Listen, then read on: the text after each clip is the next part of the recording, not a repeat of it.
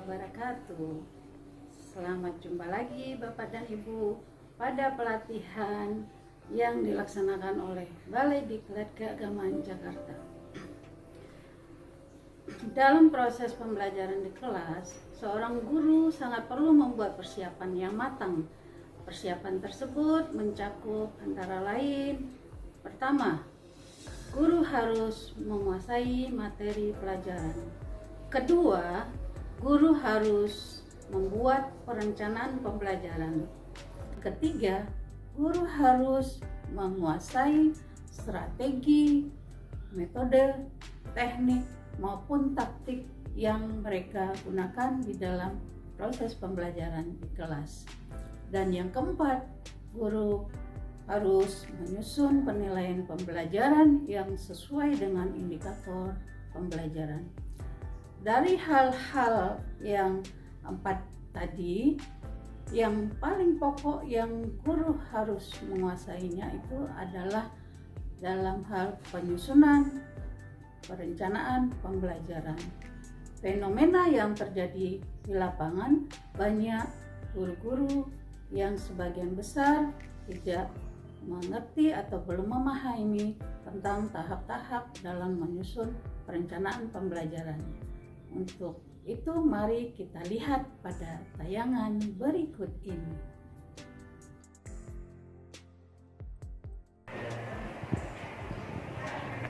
Kenapa Bu Anissa seperti kebingungan? Ya ini, saya kan mau ngajar minggu depan.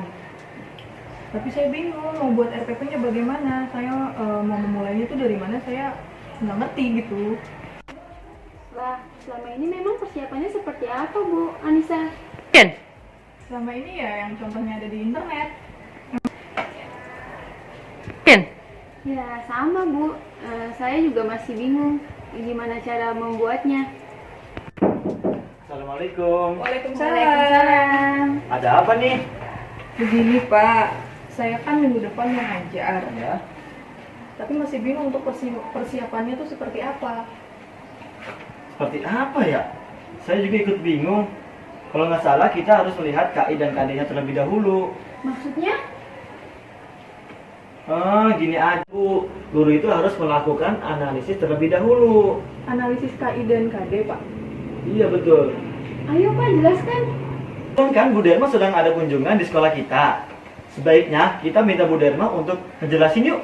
Ayo. Ayo, silakan. Ya, jadi bagaimana Bu untuk perkembangan guru-guru di sekolah ini? Alhamdulillah kalau untuk guru karena kita sering mengadakan pelatihan di semua aspek sih insya Allah ada peningkatan itu. Ini kebetulan juga Ibu yayasannya ada di sini nih. Kalau Ibu melihat gimana Bu untuk perkembangan guru di sini, itu ada bimbingan dari kepala sekolahnya itu? Ya, alhamdulillah mungkin kalau kita lihat dari beberapa kita pertemuan, ada beberapa mungkin yang kelihatan yang sudah berhasil dalam pengembangan kelas dan juga ada juga yang belum berhasil. Mungkin itulah nanti kita ingin ada penambahan ilmu untuk guru-guru yang ada di sini yang bisa menguasai dan Kalau Ibu sama.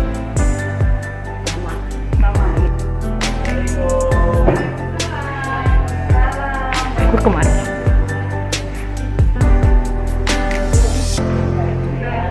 ada apa ini? Ada apa kalian?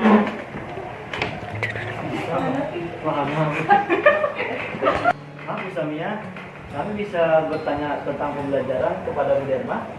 Oh ya, bagaimana Ibu? Boleh? Ya boleh. Tentang apa itu Pak? Tentang cara membuat perencanaan pembelajaran Bu. Gimana? Iya Bu Derma, Pak Nafi bilang kita harus menganalisis KI dan KD-nya terlebih dahulu. Gimana tuh Bu? Oh iya, memang benar ya, supaya pembelajaran kita itu berencana ya, bukan Ibu. Dan ini mungkin pengetahuan juga ya untuk kita sebagai pengelola pendidikan ya. Jadi kita dalam membuat perencanaan pembelajaran itu ada tahap-tahap yang harus kita persiapkan ya. Nah, yang pertama itu ya kita harus melengkapi KD-nya dulu.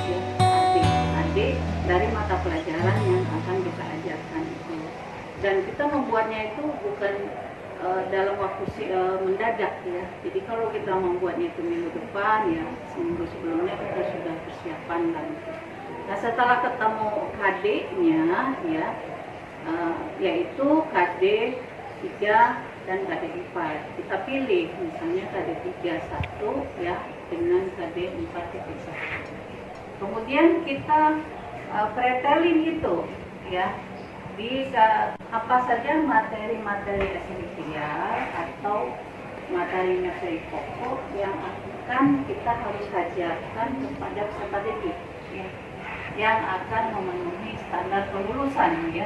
Jadi materi apa? Kita runut semua tuh, semua materi harus kita sampaikan. Nah, kemudian materi itu kita pilah-pilah ya. Kalau pengetahuan itu nanti ada yang tingkatannya konseptual ya, ada yang tingkatannya faktual ya, terus ada pengetahuan yang tingkatannya itu prosedural, dan yang keempat ada yang metakognisi. Jadi kita pilah-pilah itu mana materi yang nanti bisa masuk ke faktual, kemudian ke konseptual, kemudian prosedural dan metakognisi.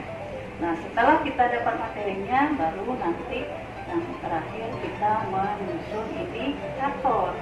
Nah indikator itu kita buat harus sesuai dengan KD. Misalnya KD-nya adalah menganalisis. Ya, menganalisis itu kalau menurut ranah kognitif yang menurut Anderson dan Krauss itu adalah C4. Jadi C1 itu pemahaman ya, C2 C1 ingatan, pemahaman, penerapan, kemudian analisis. Nah kalau KD-nya kata kerja operasional yang menganalisis, maka indikatornya harus sampai menganalisis. Nah jadi bisa kita mulai dulu C1, kemudian C2, kemudian C3, lalu C4 sampai analisis. Nah apabila kita sudah menganalisis SKL, KI, KD sampai indikator itu, nanti baru terakhir yang ketiga kita tentukan model pembelajaran yang sesuai dengan materi itu. Jadi kalau materinya ini, indikator ini, model pembelajaran seperti apa. Jadi nggak sama aja semua, apalagi kalau pada dulu ceramah aja semua ya, atau diskusi aja semua, sehingga anak-anak bosan ya, sehingga pembelajaran yang menyenangkan itu jadi jauh gitu. Dan ya setelah kita memilih model pembelajaran yang sesuai ya, terakhir kita menyusun instrumen penilaian yang sesuai, apakah itu penilaian pengetahuan, soal pilihan ganda, esai, atau keterampilan berupa penilaian kinerja atau proyek. Nah itu yang harus kita lakukan sebelum kita mengajar di kelas ya, sampai akhirnya yang terakhir sekali setelah kita menganalisis SKL tadi, kemudian kita sudah tahu materinya apa saja, kemudian kita sudah membuat indikatornya, sudah tahu modelnya, dan yang terakhir sudah menentukan instrumen penilaiannya, baru kita bisa menyusunnya dalam bentuk KPP ya. Jadi kalau guru sudah melakukan hal ini, Allah dia akan siap dalam pembelajaran kelas dan lingkungannya pasti senang. Jadi seperti itu ya, Bu? Jadi pembelajaran itu akan lebih terprogram ya Bu? Gimana kepala? Nah, begitu Bapak Ibu. Jadi Bapak Ibu guru harus terus mencari ilmu, terutama di bidang kompetensi pedagogi, supaya ilmunya terus meningkat. Betul Bu Kamat, insya Allah kami akan selalu meningkatkan kompetensi supaya lulusan peserta didik kita itu lebih berkualitas. Terima kasih Bu Irma. Oke, ya. Semua jadi guru yang is the best ya. Amin. Supaya kita madrasah kita hebat, bermartabat kelas dunia. Amin. Demikianlah pembahasan kita tentang analisis, SKL, KI, KD, dan indikator. Semoga bermanfaat bagi Bapak dan Ibu untuk menghasilkan kualitas pembelajaran yang lebih maksimal. menuju madrasah hebat bermartabat kelas dunia. Assalamualaikum warahmatullahi wabarakatuh.